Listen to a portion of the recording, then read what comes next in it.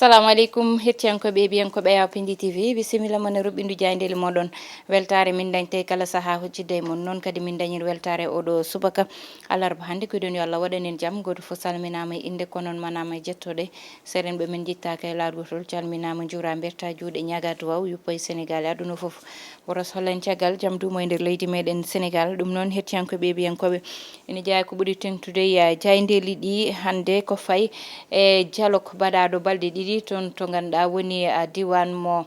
Diamniadio ɗum ɗon noon holko adda hen nane nder jayndel ɗi joni wonta so Allahu lamɗo jaaɓi.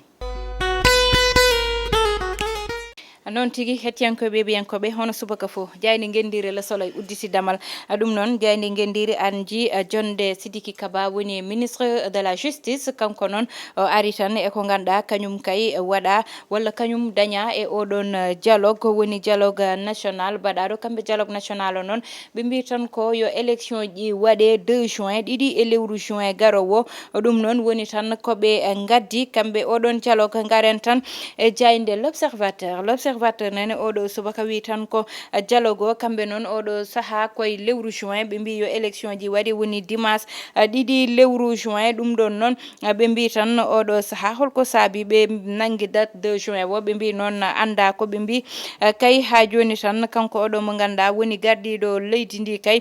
ko fayi yette oɗo e gaynugol makko tan gaynugol makko e présidentiel ɓe mbi tan ko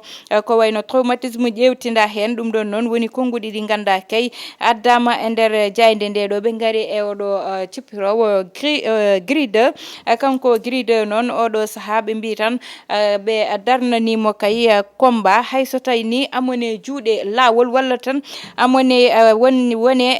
lawol walla koyɗe lawol hakkude mo koye lawol ɗum ɗon noon ɓe mbi tan haɗani o waɗi décroché kay goto affiche mo foti sippirde garen ha joni e jayde Sud Quotidien noon e oɗo subaka wi tan ko présidentiel darna tan ko ɗiɗi lewru juin nden tigui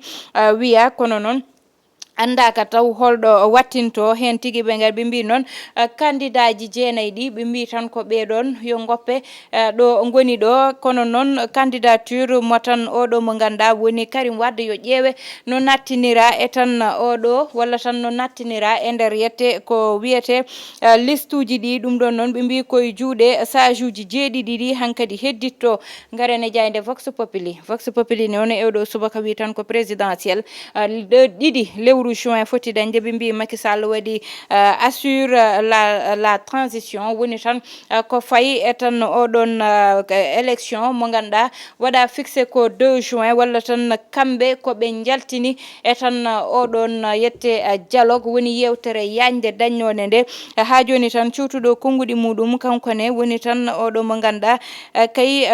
woni Aliou Tine kanko Aliou Tine noon darde makko tan woni e wiide makko yoɓe jooɗo ɓe jewtata ɓe mbaɗa seese saabu tan won gueɗe ɗe ganduɗa ne wawi addude caɗele e nder leydi ndi forum civil gardiɗo ɗum o kañum ne suuti konnguɗi muɗum kanko Birahim Seck wiidemo tan ko fayiyete manifestation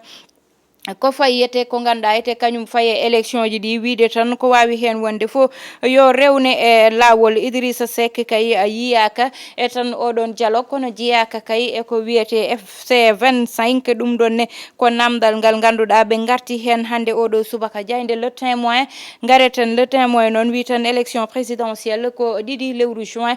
kay dialogue o waɗi fixé yidde mumen ɓe mbi gardiɗo leydi ndi kay ma jooɗo e fonction ji muɗum ha to nete jayde Le Quotidien ko hen tigui ari ɓe mbi conseil constitutionnel e dialogue o holto hakkude moɓe jogori wattindade garene jayde Walf Quotidien noon wi tan kanko gardiɗo leydi ndi Macky Sall ɓe mbi tan no yiiɗi ko wadde réintégré oɗo mo ganduɗa woni Karim Wade mo ganduɗa kay jeyano ko e liste uji ɓe mbi kay o foti ko nattinede e liste uji ɗiɗon walla liste 19 ɓeɗon kay omo foti nattinede hen ɓe mbi noon kanko ɓiɗɗo gaddiɗo leydi ndi gardinoɗo leydi ndi woni maître Abdoulaye Wade amono jooɗi to dowa kono noon amono jiiɓa ko yiɗi jiɓde ko ɗo e nder leydi ndi garene jayde tribune noon e oɗo subaka on ji jonde gardiɗo leydi ndi ɓe mbi noon Macky Sall kay mbele tan yiɗi ko wadde protége hoore muɗum e wondiɓe muɗum e tan ko ganduɗa ko kañum woni kay amnesty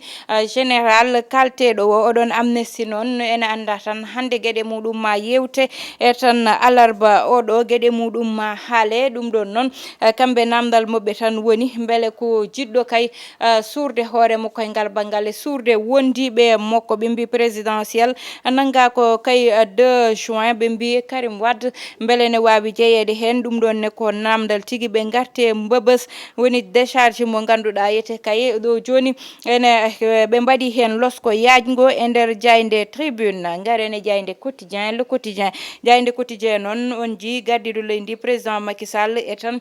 darde oɗo mo ganduɗa woni Karim Meïssa Wade goto fo ne waɗi daneji ɓe mbi kay gardiɗo leydi kay fawe tabal ngal ka goɗɗo ɗum tigui ɓe gaare oɗo subaka kamɓe ɓe ɗon ɓe mbi dialogue o kay woti ko ɗiɗi lewru juin garane jayde les échos ɓe mbi lebbi tati totta kado gardiɗo leydi ndi gam tan o jotto kay ha élection ji ɗiɗon wawa dañde ɓe mbi tan kanko gardiɗo leydi noon omon yiiɗa wadde forcé Karim Wade tan beele ma jeeye e tan lissuji ɗiɗon ɓe mbi kay régime indemnité to banggue football kay kañum ne ɓe garti hen ɓe mbi joueur ɓe club aji ɗi e tan banggue FIFA ɗum ɗon ne ɓe waɗi hen losko e nder jayde les échos garane jayde kay e nde ɗo ganduɗa woni jayde record noon e oɗo subaka kañum tigui uddata damal ɓe mbi Cissé kañum noon dari tan ko e oɗo ɓe mbiyete sikkannoɓe mawo ummoɗo ɓe mbi kay mawo jooɗo ha 2025 kono goɗɗo mo ganduɗa kay fawama e sara makko woni tan Pape Thiaw mo ganduɗa ete kañum kay jogui cukalon kon ɓe mbi noon kanko tigui jogori wonde ko ganduɗa ko kanko woni adjoint makko ɓe mbi Mbaye Niang holliri hoore muɗum to club mum to holliri noon kañum gasnani taw ɓe mbi Ismaïla Sarr e Ilimane noon kamɓe oɗo saaha kay beele koye déclic ɓe goni hettiyankoɓe biyankoɓe joni gudditan hello on noon tigui hettiyankoɓe ɓiyankoɓe garane hello meɗen wongo hande noon journaux ji fo on ji gardi koye kuuɓal faade tan eko ganduɗa ko kañum woni élection mo ganduɗa ete kañum walla tan ko ganduɗa ko kañum woni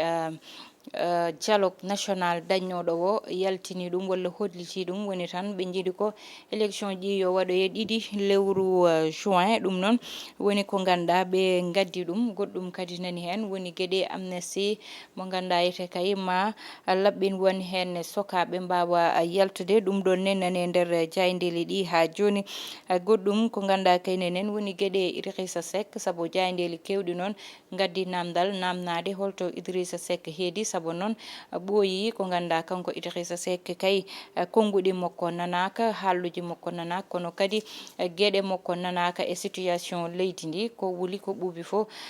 konnguɗi makko nanaka hen ɗum ɗon noon dialogue national o yiyaka hen koyɗe makko e taaɓe makko holko saabi ɗum noon ha joni ko namdal o yiyaka kono kadi FC25 woni luldiɓe ha joni kankone koyɗe makko kadi yiyaka toon kadi walla darde makko ƴewtidaka toon ɗum ɗon ni ha joni tan ko namdal ngal ganduɗa ina ƴewtinda holto Idrissa Seck woni e holko saabi deƴƴugol makko beele ko stratégie politique walla o yaɗani dialogue o walla o wondani luldiɓe walla tan ko ganduɗa o yiiɗi ko wonde hakkude he o jeeyatake to jeeyatake ga ɗum ɗon ne ko droit makko kono noon situation leydi ndi e jiɗɗo wonde président ɓe sikki tan ne foti hen dañde miijo muɗum adda hen kadi konnguɗi muɗum e ko ganduɗa kañum woni yette hakkillantagal muɗum saabu noon goto fof ne jogui miijo e situation ɗo tolni oɗo saaha élection ji ma dañata duñama déjà duñama ha paari kono noon mane dañata beele date ma nangue walla nanguetake eko wiyete walla ko gardiɗo leydi wiyata kañum koko yoni haari ko ganduɗa kañum woni tan situation oɗo yidde muɗum woni tan ko kañum ɗum yo 2 avril wonta wonde gardiɗo leydi kono noon yo hollu caggal ko ganduɗa kañum woni laamu ɗum ɗon fof ko situation ji ɗi ganduɗa hande ina jiiɓi e nder leydi ndi saabu noon ene ñaaga kanko gardiɗo leydi nde élection dañta fof tawa kanko passation de service oɗon kanko watta ɗum o ƴetta lengueje ɗe o totta ɗum goɗɗo mo ganduɗa kañum foti jokkide ligguey o hettiyankoɓe ɓiyankoɓe ɗo guddittan ruɓɓindu jayndeli meɗen tottude wonade gongol so Allah lamdo jaaɓi banimon debba Aissata Ndiaye wonno heɗano en to banggue caméra ko Djiby Dia to montage ko Alifal.